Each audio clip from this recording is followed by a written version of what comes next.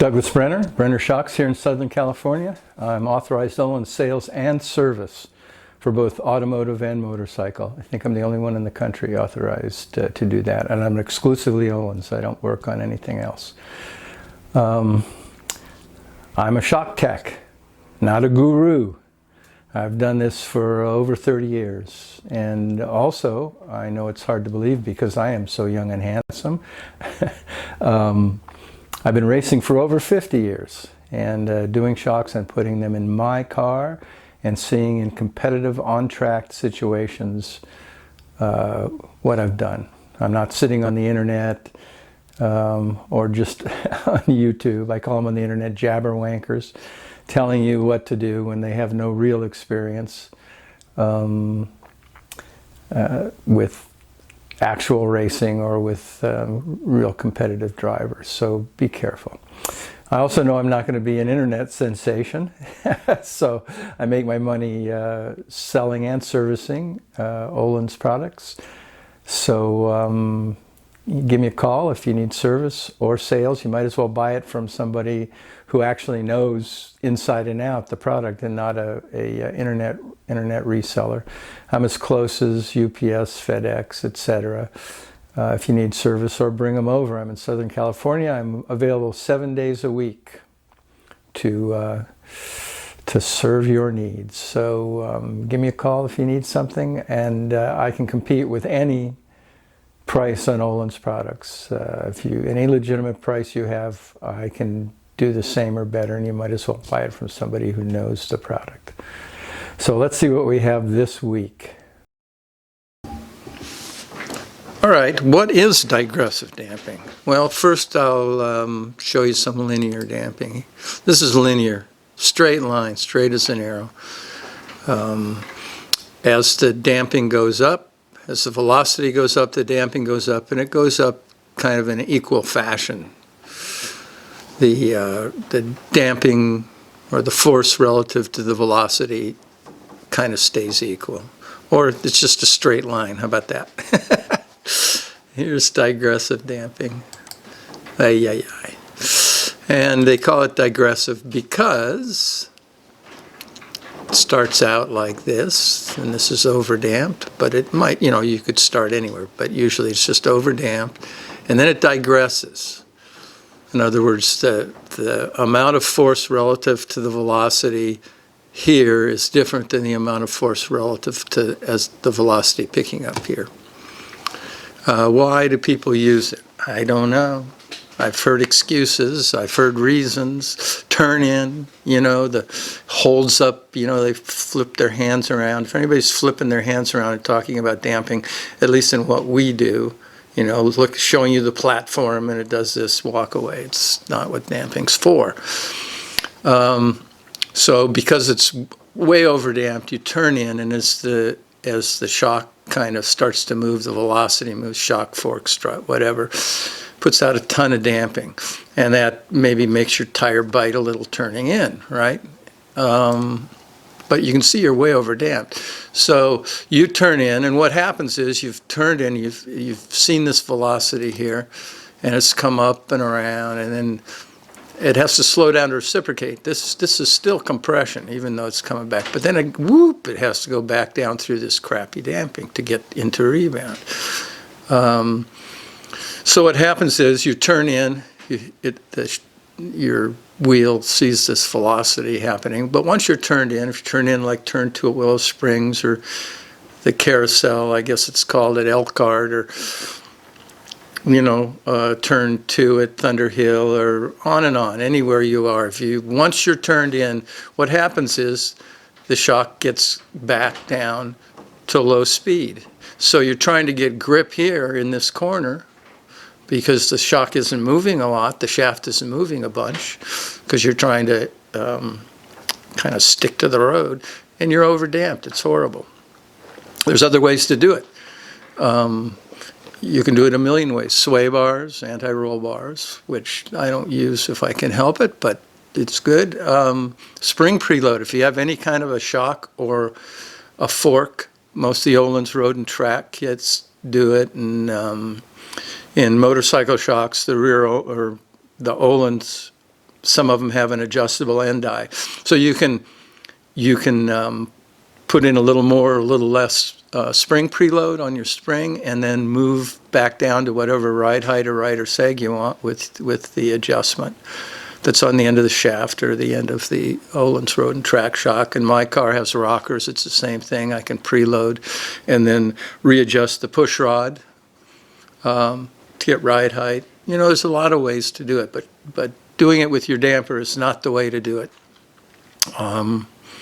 It's a Band-Aid. It might work, but you've sacrificed most of the track for that little turn in.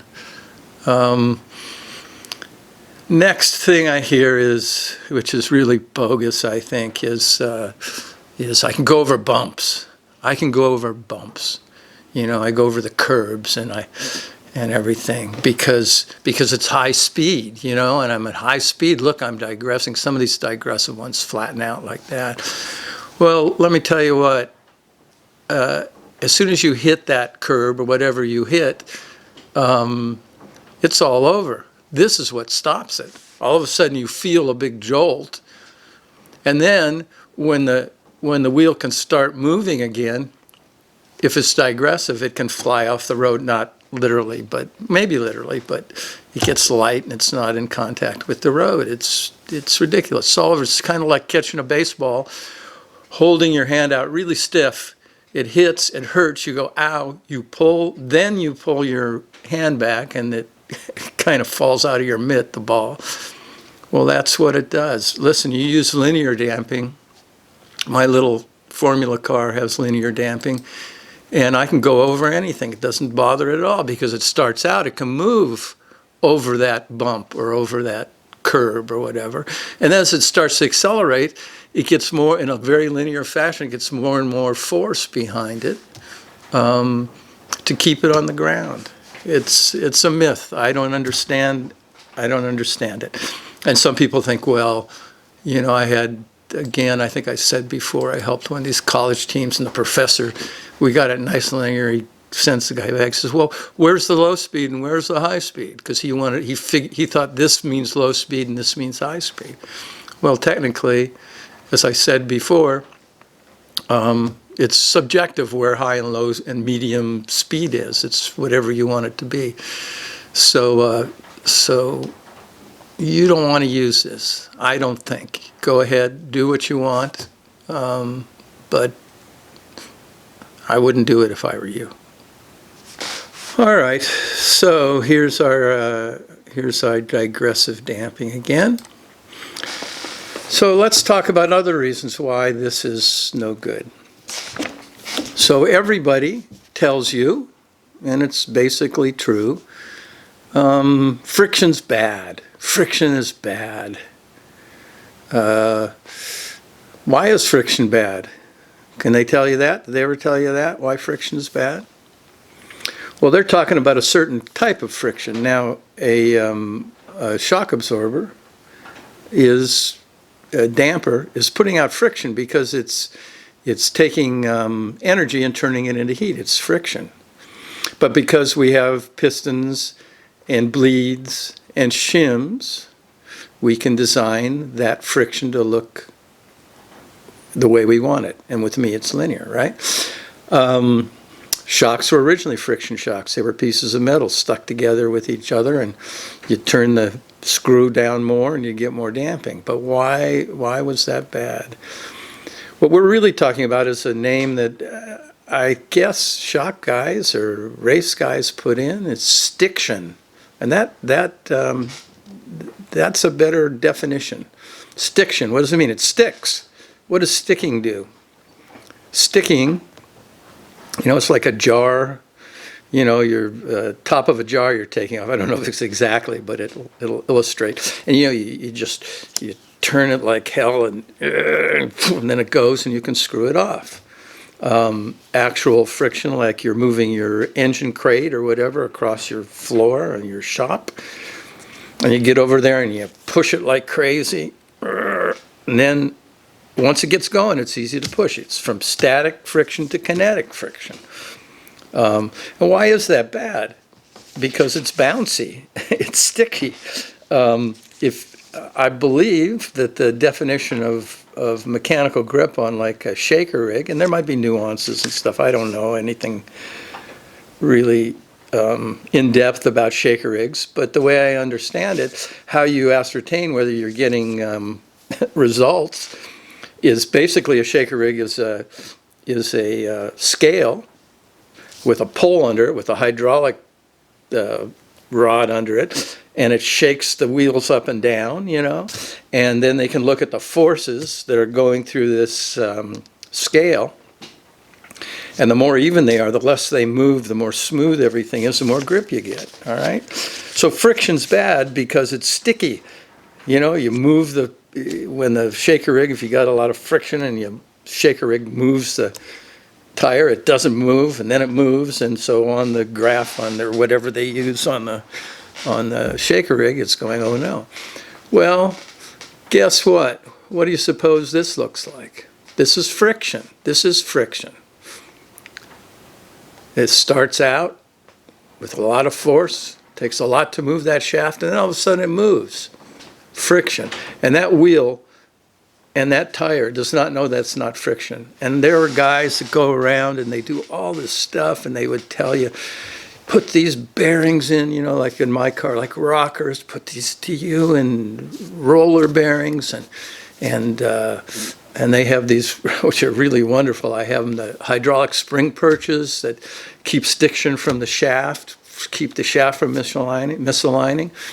And then what do they go and do? They put digressive damping in their shock. The wheel doesn't know it's not friction.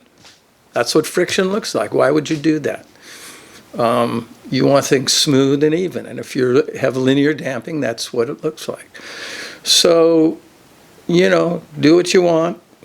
Listen to who you want. I'm not the world's foremost authority on anything, but I'm pretty sure that digressive damping is not what I want to do. I never do it, and I'm fairly successful at it. And I didn't learn it by myself. My mentor, Bruce Burness, they figured this out a long time ago. So anyway, that's the explanation. Hope it was informative, and hope I didn't piss too many people off, but there it is. Thanks.